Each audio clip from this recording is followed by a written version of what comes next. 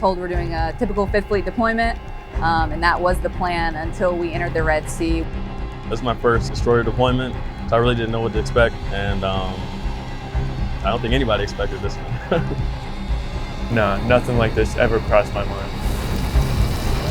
Attacks in the Red Sea and the USS Carney. USS Carney intercepted and shot down 3 drones. American warship shot down 2 more drones. It was a fight or flight type of moment, so I believe everyone's in the fight mode. It still makes your heart pound. It's like, okay, this is really happening. Holy shit. There was a lot of adrenaline. There was things flying there and we were shooting things down. Every single experience we did to train up to deployment, that's what we fell back on. It was intense, but thankfully we got rounds out and we saved some lives.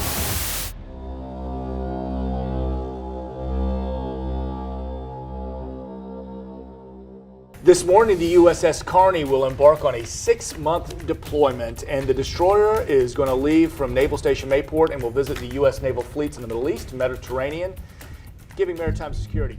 We definitely knew the deployment was coming. It had been planned. We plan out deployments years in advance, so we knew the deployment was coming. We just didn't know what kind of deployment we were getting into. Well, I've only heard stories, but I expected to pull into ports and party a little bit, and that was not quite the case.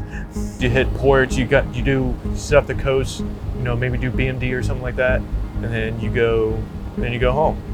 So nah, nothing like this ever crossed my mind. I was a college student a year ago. When I first picked the ship, I knew that I was going to have a deployment pretty much right off the bat, so I knew I was going to finish school, and I knew I was going to go right on deployment.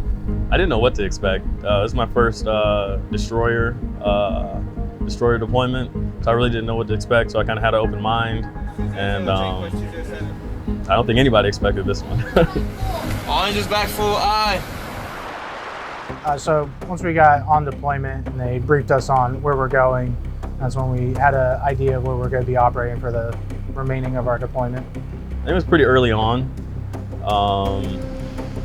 And things started happening on other sides of the world. The XO kind of just told us flat out what the situation is and what we could potentially be facing.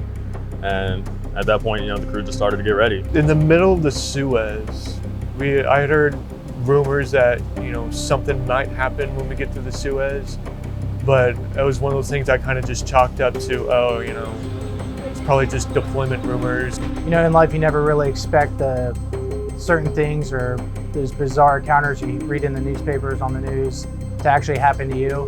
And then when it does happen, it's like very surreal. Very shortly after we left the Suez, I was in berthing, and we'd hear clear the weather decks, and we're all kind of looking at each other like, what does that mean? I've never heard that before.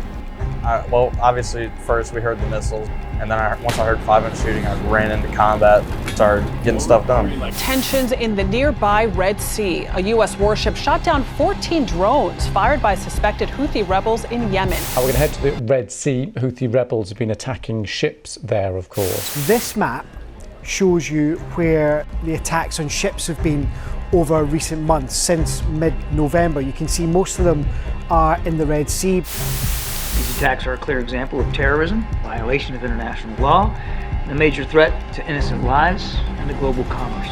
These attacks have to stop. They need to stop. They're unacceptable. The United States, our allies and our partners, will do what we have to do to counter these threats and to protect these ships. And with that, we can take some questions.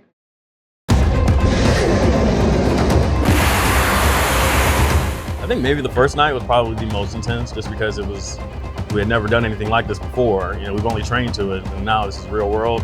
There's a lot of adrenaline going on, and it was just really cool to see it actually paying off. Yeah, so the adrenaline was really kicking in. I was shaking, but I was trained very well. I would say I was mentally prepared. It's everybody pulling in. So the combat feeding information up to the bridge, and we all know what we need to do to keep the ship safe, and we're all just piecing it together and exactly what we need to do to keep us safe. The entire crew definitely fell back on their training, starting from the very beginning. Everything that you're doing, all the button pushing, every single experience we did to train up to deployment, that's what we fell back on. The training was good for setting us up for the basics. when it came down to actually looking for drones, looking for cruise missiles, being shot at by ASBMs, the basics were where A school and C school really got it right. I'll admit I was pretty nervous, and and then kind of muscle memory took over from just practicing pushing the buttons and doing what I needed to do, and then everything was just second nature.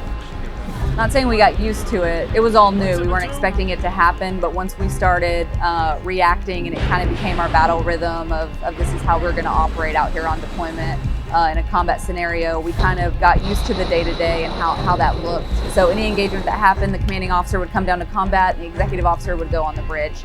You have a bridge team, and they're driving away from the attack or the missile, but putting the ship in a position where we can still respond, but keep the ship safe. All of our warfare areas are manned in combat 24/7, and during any of the engagements, a secondary would come back just for support in case they needed anything.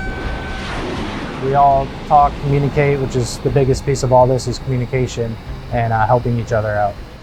Sailors from the Mayport ship, the USS Carney, are awarded for their actions in the Red Sea. They were deployed in the Middle East and shot down dozens of missiles and attack drones that were fired by Iran-backed rebels last month. Now, the entire crew also received the Combat Action Ribbon. Now, that's a big deal because this honor is rarely bestowed on Navy crews. In fact, it hasn't been since 1991 in the Gulf War. You can't run a ship with just weapon systems or combat systems. You need everybody. It's as simple as that. Every single person on this boat is important. Everybody has a role to play. Otherwise, they wouldn't be on the ship. Whether it's the laundry, whether you're making food, hey, those guys put in an hour too. It's just not weapons department. It's not combat systems department. Yeah, those guys deserve just to be as recognized as anybody else. So I think if you would have asked me before the deployment, like how prepared would you be if this were to happen? I think a lot of people would say absolutely not. But as we mentioned earlier, falling back on your training, we proved that the basic phase and the advanced phase of training has actually prepared us very well. As nervous as you get, it's not about you. It's about keeping everybody else safe. Thinking about everybody else and not just yourself is definitely something crucial. What I learned about the people around me was hey, they're resilient. I don't know how many people would have really been able to push through that. We all try to remain effective. And that was pretty much the name of the game. Just continue to execute. So the division, all the guys, not just mine, but the ship in general, performed remarkable. Their motivation is keep coming, keep doing what they need to do, and stay locked in. This whole deployment was I've never seen before. So I'm so proud of them, everything they do. They need us just as much as we need them. When you're out there, you're on a ship by yourselves, and if the ship takes a hit or you're out there and you're getting shot at, it's you guys. You guys are all you have. So if you can't do your own maintenance or you don't know how to do your own maintenance, you need to learn, and you need to take the time and effort and learn it, because it will make all the difference in the world. Everything we learned from that and all of our experiences, lessons learned we pulled, we're going to be able to make the trainings in the fleet even better. And I think a lot more people in the Navy specifically are going to be taking those trainings a little more seriously. And the more information we can give back in terms of lessons learned, I think can actually build that training phase even more. It's really neat to know, we made history on here. Even though we're a small ship, how big of an impact we really have on the world. That is probably one of the most rewarding experiences that I'll ever have in my entire life, is the opportunity to save other people. That is wonderful. Because it wasn't just about traveling the world, it was about saving people's lives and getting a job done. The Navy is prepared for whatever gets thrown at us. The Navy's going to be there. We're still there. And I'm sure the Navy will continue to be there as long as there's a threat in the region. I'm not naive. This was one of the first combat deployments and engagements since World War II, and I feel very blessed to have been on a ship that actually got to experience that. And just grateful for the team. I think the team showed up, everybody worked really well together, and I think the crew got way closer over this deployment than maybe a typical one.